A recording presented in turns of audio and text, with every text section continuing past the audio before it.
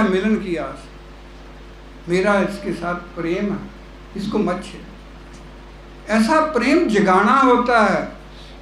प्रेम को ऐसा नहीं है कहीं के प्रेम कहीं बिकता है। प्रेम तो जगा, और यहाँ आकर के प्रेम ही तो जागता है। ध्यान लगाना होता है। महात्मा ने बहुत अच्छे शब्द कहे, बहुत अच्छे शब्द कहे, लेकिन जीवन के अंदर अपनाए नहीं है तो अच्छे का क्या, वो तो कान रस है। महात्मा कहते हैं कभी भी कोई भूले से भी किसी महात्मा का कोई निरादर कर देता है तो जो तुम्हारी कमाई है वो खत्म होएगी। क्योंकि आप सभी जानते हैं बैंक में दो खाते होते हैं, एक लेने वाला होता है, एक देने वाला होता है। जमा करे जाओ खाते में जमा होते जाएंगे, खर्च करे जाओ खाते में से वो अलग खाता चलता है, साल में एक बार उसका बैलेंस बनता है, सभी जानते हैं। तो क्या यहाँ नहीं बन रहा? हमें लाइन में कहीं लंगर बांटने में, कहीं कैंटीन में, हमें कहीं बांटने में लगा दिया तो मैं कहीं ऐसा ऑफिसर थोड़ी बन गया हूँ। मैं तो दास हूँ, मैं तो नौकर हूँ। कई कहते हैं कि मैं दासों का दास, और कई कहते हैं मैं शहनशाह का बच्चा हूँ, कोई कहते हैं मैं शहनशाह हूँ। हम समझ ही नहीं रहे कि हम कह क्या रहे हैं। हम शहनशाह के बच्चे हैं या शहनशाह हैं या दास हैं? अपने आप को गुस्से की ही बने रहो। ना हम शहनशाह हैं ना शहनशाह के बच्चे हैं। हम तो सतगुरु खुद कहता है मैं दासों का दास। बाबा जी कहते हैं ना कि मैं तो दासों का भी दास हूँ। हम शहनशाह के बच्चे कैसे बन गए? हम समझे ही नहीं है शहनशाह किसको कहते हैं। जिसको कुछ नहीं चाहिए वो शहनशाह। तो कृपा करो सत्संगी जी, जहाँ सत्संग के अंदर आकर के ऐसा ना हो कि मेरे मन के अंदर एक ही बात हो, आए महात्मा को मत्था टेका, इनको टेका, काम बन गया। ये तो काम मंदिरों मस्जिदों में भी होते हैं। सवेरे जाते हैं, मत्था टेकते हैं, घर को चले आते हैं। मैं भी आता हूँ, मत्था टेकता हूँ, घर को चला जाता हूँ। भले से मैंने ज्ञान लिया है, लेकिन मुझे उसमें और इसमें क्या अंतर नजर आया? हमारी अवस्था तो वो ही है। गुरु तो बहुत कुछ कहना चाह रहा है, गुरु तो बहुत कुछ बनाना चाह रहा है। मैं क्या बन रहा हूँ ये सत्संग मेरी अपनी सोच है। कच्चे पक्के कौन होते हैं? पक्का वो होता है जो कच्चे की बात नहीं मानता। वो कहते हैं ना कमेटी डाल ले, साल में डबल हो जाएगा, तेरा ये हो जाएगा, वो हो जाएगा। अब वो सोचता है कि ये महात्मा है, कह रहा, सही कह रहा होगा। लेकिन सासें ऐसी बात नहीं। महात्मा बहुत चेतन होता है। वो 10 आदमियों से पूछता है ये कैसा है, लेकिन जब नहीं पूछते हैं, जब तो लालच होता है ना, वो लालच सब कुछ ही उसको बर्बाद कर लेता है। और फिर धीरे धीरे बात फैलती है। वो आप तो टूटा ही होता है और टूट जाता है, वो 4 को और कहता है, वो टूट जाता है। ये सत्संग जी हमारी सत्संग की रीति नहीं है। ये बहुत ही सुंदर स्वच्छ धर है, जहाँ सिर्फ सत्य की ही बात होती है, झूठ का जिक्र नहीं होता है। कृपा करो सत्संग जी, हम यहाँ आते हैं निरोल भक्ति के लिए आए, और जो इच्छाएं मन के अंदर रखता है, सत्संग पे कहते हैं कि निरंकार को जो पहचाने मालिक कुल खजाने का। अब ध्यान हमने देना है। अब कह तो दिया उन्होंने कि निरंकार को जो पहचाने मालिक कुल खजाने का। निरंकार को जो पहचाने वाकफ ताने बाने का। ये ताना बाना ही है जो हम सुबह से लेकर शाम तक बनते हैं। लेकिन जो निरंकार को पहचानता है वो सारे ताने बाने का वाकफ होता है। मेरे को कोई पदवी दी, मैं खुश हो गया, और पदवी ले ली, मैं नाराज हो गया। तो एक सार जीवन कहाँ है? मैं आया किस काम हूँ इस दर? मैं तो सिर्फ सेवा करने आया हूँ। किसी ने ले ली तो ठीक है, नहीं ली तो ठीक। मैं सत्संग के अंदर 1 घंटे के लिए आया तो ठीक है, 5 मिनट के लिए आया तो ठीक है, 1.5 घंटे के लिए आया तो ठीक है, सत्संग के पहले आया तो ठीक है। मेरी तो अवस्था क्या है, मेरे अंदर चल क्या रहा है, निरंकार ने तो वो देखना है। निरंकार ने ये नहीं देखना है आपने सेवा कितनी की है, निरंकार ने ये देखना है कि सेवा की कैसे है, किस भाव से की है। हम भवन पे सेवा करने जाते हैं और सेवाएं करते हैं, शासन जी कोई बच नहीं सकता इन चीज़ों। जो महात्मा किसी को श्लाघा करते हैं, उपमा करते हैं, उसकी बहुत करते हैं, उसको संभालना भी बड़ा मुश्किल है। और अगर निरादर कर दिया इसको भी संभालना मुश्किल है। ये तो हमने अपने आप को देखना है कि हम कहाँ खड़े हैं, और हमें ये दोनों चीज़ें हमारे लिए दुखदाई है। मेरी को प्रशंसा कर रहा है, मेरी नहीं है। मेरे को तो गली में पूछता नहीं, क्या रहा है, कोई आता है, कोई बुराई करके चला जाता है, कोई अच्छाई करके चला जाता है। मेरी की तो कोई घर वाले नहीं पूछते हैं, बाहर वालों ने तो क्या पूछना। अगर किसी ने प्रशंसा कर दी तो मेरी नहीं करी है, उसने गुरु की प्रशंसा करी है, बस ये ध्यान रखें। अगर निरादर किया है, मेरा नहीं किया है, मेरे अंदर अवगुण है तभी तो किया है। लेकिन हम जब हमारा निरादर होता है हम मानते नहीं, कहते जी इसको सहन करना चाहिए।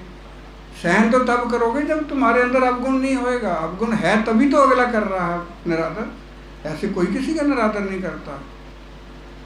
कोई बिरला होता है, किसी का कोई सत्संग में जाता है तो वो बुराई करता है, वो सही मायनों में वो तुम्हें भटकाने वाली बात कर रहा है, उसका तो ध्यान नहीं देना।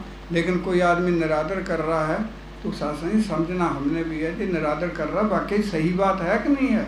मैं कभी ऐसा भटक तो नहीं गया हूँ, मैं तो गुरसिख हूँ, और थोड़ी देर में कह देता अरे स्टेजों पे तो ऐसे बोलते हो, तुम्हारा जीवन तो ऐसा है।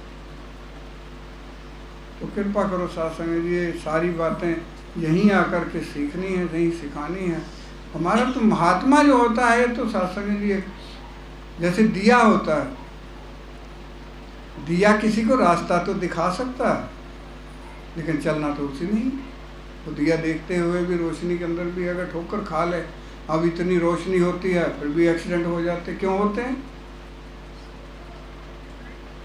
रोशनी है, सब कुछ है, रोशनी ने आपको मार्ग पे नहीं चलाना है, तो मार्ग पे आपने चलना है। और कोई भी नुकसान है, अच्छा है, बुरा है, वो आपके हाथ में है। कृपा करो शासन, थोड़ा करो, थोड़ा करो, करो बढ़िया। सत्संग करो, थोड़ी करो, बढ़िया करो। जैसे घोड़ा होता है, आपने देखा होगा, उसके ऐसे आंखों पे लगा देते हैं ना। और पहले होते थे घोड़े चलते थे, टांगे चलते थे, आंखों पे लगा देते। महात्मा ने कहीं जो जिन्होंने देखे हैं वो लगा रख। घोड़ा सीधा चलता रहता था, उसका सीधा चलाने के लिए जो आंखों पे ऐसे लगा देते थे ताकि ये इधर उधर ना देखे। हमारे को भी तो सच्चे पातशाह ने ये लगा रखे हैं कि तू इधर उधर मत दे, तू सिर्फ तेरा नाता इन निरंकार के साथ जुड़ा हुआ है, तू इसको देख। ये सत्संग जी तब दिखेगा जब हम सत्संग जी माया को छोड़ेंगे। माया तो सत्संग इसके अंदर खच्चित है। माया और निरंकार अलग नहीं है, ये अलग हमने करना है। जैसे दूध के अंदर पानी मिक्स है, हंस अलग कर देता है, तो हमें भी तो ज्ञान दिया है। हमने माया और निरंकार को अलग कैसे करना, कब करना है? हम कहते हैं महात्मा जी आप कर दो कृपा, आप कर दो कृपा, आप कर दो कृपा। कभी किसी के पास जाते हैं, आप तो कृपा लोगों पे करने वाले हो। सतगुरु ने आपको अपनी जगह पे बिठा दिया। वो कहते जहाँ मैं बैठता हूँ वहाँ तू बैठता, जो मेरे पास हो तेरे पास। लेकिन हम इन चीज़ों का मर्यादा देखें, मैं कहाँ बैठा हूँ। सेवा दल की वर्दी पहनी है महात्माओं ने, किसी ने मजबूर तो नहीं किया ये वर्दी पहनो। फिर हम साल साल बाद वर्दी क्यों नहीं निकालते? मैं स्वेच्छा से पहनी है। महात्मा बार बार कहते हैं, प्रेरणा देते हैं, समय नहीं है, समय नहीं है तो वर्दी दे दो। ये मेरे बस का नहीं, क्योंकि वो इंतजाम और करें। तुम्हारे ऊपर आस लगाए बैठे हैं, उम्मीदें लगाए बैठे हैं, 300 का 400 का सेवा दल, निकलता 1-2 भी नहीं है। क्यों उम्मीदों के ऊपर खड़े नहीं उतरते? क्योंकि हमारे पास समय नहीं है। अभी फोन के ऊपर लग जाओ, पता ही नहीं चलता 1 घंटा कब हो गया। सभी जानते हैं, करते हैं ना, 1 घंटा पता ही नहीं चलता कब हो गया, फोन के ऊपर लगे हुए। सवेरे सवेरे व्हाट्सएप पे आते हैं, धन्यकार जी धन्य। अरे उठ के महात्मा को धन्यकार कर लो ना। फोन के ऊपर लिखने की क्या जरूरत है? क्यों इतने करते हो? सुबह उठो, धन्यकार करो, हो गई धन्यकार। किसको करनी धन्यकार? मन से ही हमने निरंकार के आगे झुकना। दिखावा नहीं है कि मैंने फोन के ऊपर 10 को भेज दिया, 20 को भेज दिया। ये भक्तियां नहीं है, ये भेड़ा चाल है। बचो इन चीजों से। मैं क्या कर रहा हूँ, सही कर रहा हूँ, गलत कर रहा हूँ। एक महात्मा आया, महापुरुषों, सवेरे सवेरे हम फोन करके धन्यकार कर लेते हैं, ठीक, अच्छी बात है। दास को भी आ जाता है महात्मा का फोन, सवेरे उठे हैं धन्यकार जी। और कई दफ़ा ऐसी गहरी नींद में सो रहे होते हैं, महात्मा का फोन आ गया, हाँ जी धन्यकार जी धन्यकार। ये भी काम सही नहीं है। महात्मा की किसी नींद के अंदर खलल डालना, ये भी काम सही नहीं। काम जो निरंकार ने बताया है, जो मेरे सतगुरु ने बताया, सुबह उठो धन्यकार करो, ये विकल्प है। अभी दास एक छोटी सी बात कह के अपना स्थान लेगा। अभी समागम हुआ था, जो यहाँ हुआ था पुराने बस अड्डे। बहनों को आदेश दिया गया कि 3-3 फुलके बनाने, अनाउंसमेंट की गई, घी लगा बना के लाने। महात्मा ने सुना है, ध्यान से सुना, उन्होंने 2-3 बार कहा, लेकिन हुआ क्या? पूड़ी बना के ले गए। अजी क्या फर्क पड़ता है? फर्क तो कुछ नहीं पड़ता है, लेकिन वचन तो काट दिया ना। सुख कहाँ से मिल जाएंगे? अरे जैसा वचन आता है वैसा ही मानना होता है। मुझे क्या लेना है? मैं नहीं बना सकती, या नहीं बना सकता, परोठे नहीं बना सकते, रोटी नहीं बना सकते, ना बनाओ। महाराज मैं तो मेरे पास टाइम नहीं, पूड़ी बना ली, सब कुछ सही है, लेकिन ऐसे होता है जैसे खीर बनाई और बाद में राख डाल। गुरु का वचन काटना कोई मामूली बात नहीं है। हम बातों को समझते नहीं हैं, और ये फिर धीरे धीरे बात बढ़ जाती है। फिर इसको रोकना बड़ा मुश्किल है। बाबा जी को कहा किसी ने, बाबा अवतार सिंह जी को कहा, किसी के गुरसे को कहा ना कि मेरी कमर के ऊपर पैर रख दे। वो कहने लगा आपके तो शरीर बड़ा कोमल है, कैसे है? उन्होंने जो मसाला लगा के कहा मैं पैर कैसे रख दूँ? उन्होंने शरीर पे तो रखा नहीं, जबान पे तो रख दिया ना। ये मैंने नहीं कहा, बाबा अवतार सिंह जी ने उस गुरसिक को कहा, वो सब ने सुना है। तो हम भी जब कोई वचन आता है, हम जब अपनी मर्जी करते हैं तो जबान के ऊपर पैर रखते हैं। बहनें इस चीज का खास ध्यान रखें, जैसा आदेश आता है सत्य वचन करके झोली में डाल लिया करो। और ये घरों में भी ऐसे ही होता है। किसी बच्चे को कहा बेटा पानी पिला दे, उसने दूसरे को कहा, दूसरे ने तीसरे को कहा, वो ट्रांसफर होता चला जाता है।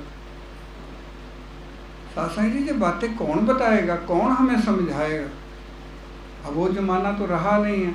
जैसे टीचर होता था और डंडा लेके बच्चों को पीटता था और उस टीचर की इज्जत भी बहुत होती थी, बड़ी कदर करते थे, छूते पैर छूते थे, पूछते थे, वो मारता भी था।